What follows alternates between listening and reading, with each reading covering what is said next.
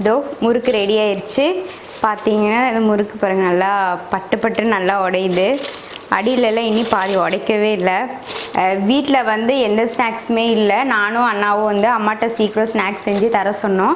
அம்மா வந்து இந்த முறுக்கை வெறும் 5 நிமிஷத்தில் பண்ணி எங்களுக்கு கொடுத்துட்டாங்க. அவ்வளோ டேஸ்ட்டாக இருக்குது. நல்லா கருக்கு முறுக்கு நல்லா டேஸ்ட்டு.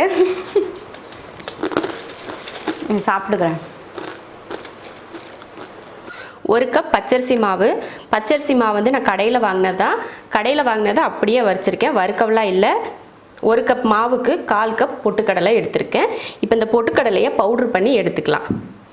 இந்த மாதிரி நல்லா பவுட்ரு பண்ணி எடுத்துக்கணும். மிக்ஸ் பண்ணுறதுக்கு ஒரு பவுல் வச்சு அதில் பொட்டுக்கடலை மாவு போட்டு ஜலிச்சுக்கலாம். இந்த மாதிரி லாஸ்ட்டில் குருணையாக இருக்கும் இல்லையா, அதுக்காக தான் ஜலிச்சு எடுத்துக்கிறோம். அந்த மாதிரிலாம் இல்லாமல் இருக்கணும். கூடயே அரிசி மாவும் கூட போட்டுக்கலாம். இப்போ ரெண்டையும் ஜலிச்சு எடுத்தாச்சு.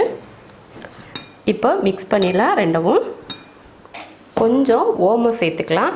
நீங்கள் ஓமத்துக்கு பதில் ஜீரகம் இல்லைன்னா எள்ளு இது கூட சேர்த்துக்கலாம். அடுத்து தேவையான அளவுக்கு உப்பு சேர்த்துடலாம். உப்பு சேர்த்துட்டு கலந்துடலாம். கலந்து விட்டதுக்கப்புறமா சட்னி கரண்டியில் 1 கரண்டி எண்ணெயும் ஊற்றி அதையும் மிக்ஸ் பண்ணிடலாம்.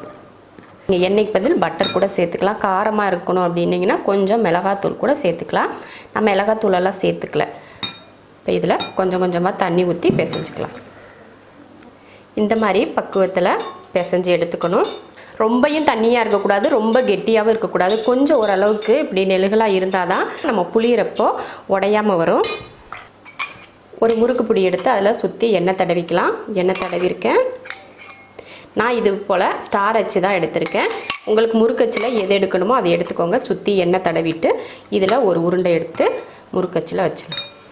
உள்ளே வச்சிடலாம். வச்சுட்டு இப்போ புழிஞ்சிக்கலாம். எண்ணெய் நல்லா காஞ்சிருச்சு. இப்போ புழிஞ்சிக்கலாம்.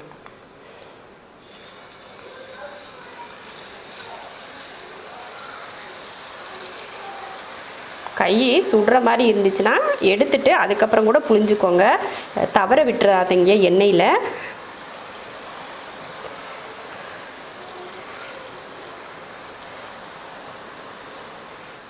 போட்ட உடனே திருப்பி போடக்கூடாது. நம்ம போட்ட முறுக்கு வெந்துருச்சுன்னா அதுவே இது கொஞ்சம் மேலே எலும்பி வரும். அப்போ நம்ம திருப்பி போட்டுக்கிட்டால் போதும். இப்போவே திருப்பி போட வேண்டாம். இப்போ பாருங்கள், அடியிலெல்லாம் நல்லா வெந்துருச்சு. இன்னொரு பக்கமும் திருப்பி போட்டுக்கலாம். கொஞ்சம் கலர் மாறி வரட்டும், அப்போ எடுத்துக்கலாம். இன்னும் கூட வேகலை, அதனால தான் இந்த நுரையாக வருது. இந்த நுரையெல்லாம் அடங்குனா தான் முறுக்கு வெந்துருச்சுன்னு அர்த்தம். ரொம்ப ஈஸியாக செஞ்சு முடிச்சிடலாம். 5 நிமிஷமே அதிகம்தான் இந்த முறுக்கு பண்ணுறதுக்கு. அவ்வளோ ஈஸி. பொட்டுக்கடலையும் அரிசி மாவு இருந்தாலே போதும் இந்த முறுக்கு செஞ்சிடலாம். இந்த மாதிரி லாக்டவுன் டைம்லலாம் பார்த்திங்கன்னா வீட்டில் ஸ்நாக்ஸ் வாங்கியிருக்க மாட்டோம். வெளியில் போய் ஸ்நாக்ஸ் வாங்குறதுலாம் கொஞ்சம் கஷ்டமாக இருக்கும். இது போல் செஞ்சு வச்சிட்டிங்கன்னா நமக்கு எவ்வளோ நாள் லீவாக இருந்தாலும் நம்ம வீட்டில் ஸ்நாக்ஸ் இருந்துகிட்டே இருக்கும்.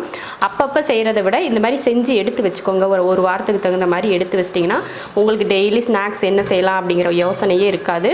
டக்குன்னு தாங்க முறுக்கு இருக்குது எடுத்து சாப்பிடுங்கன்னு சொல்லிடலாம் நம்ம வீட்டில் யாராவது ஸ்நாக்ஸ் கேட்டாங்கன்னா. பாருங்கள், இப்போது நல்லா 2 பக்கமும் திருப்பி போட்டு வேக வச்சுட்டோம். அது கொதிக்கிறதும் பாருங்கள், அந்த எண்ணெய் வந்து கொதிச்சிட்டு இருந்துச்சு பார்த்தீங்களா, அதெல்லாம் நல்லா அடங்கிடுச்சு. கலரும் நல்லா மாறி வந்துருச்சு. இப்போ இதை எடுத்து வேறு பாத்திரத்துக்கு மாற்றிடலாம். மீதி இருக்கிற மாவையும் போட்டு எடுத்துக்கலாம். இப்போ முறுக்கு செஞ்சு முடிச்சிட்டோம். 1 கப் அரிசி மாவும் 1/4 கப் பொட்டுக்கடலையும் தான் எடுத்தேன். கிட்டத்தட்ட ஒரு 1/2 கிலோ அளவுக்கு இந்த மாதிரி முறுக்கு வந்திருக்கு. இந்த மாதிரி லாக்டவுனில் வந்து வெளியில் போய் ஸ்நாக்ஸ்லாம் வாங்க முடியாது. அது வந்து அவ்வளோ ஹெல்த்தியுமே கிடையாது. வீட்டிலே இந்த மாதிரி முறுக்கு, மிச்சர் அந்த மாதிரிலாம் செஞ்சு நீங்களே வீட்டில் சாப்பிட்லாம். அது அவ்வளோ டைம் கூட எடுக்காது. இந்த மாதிரி முறுக்குலாம் செஞ்சால் வெறும் 5 நிமிஷம் தான். இதோ செஞ்சுட்டு வரேன் அப்படின்னு தான் சொன்னாங்க.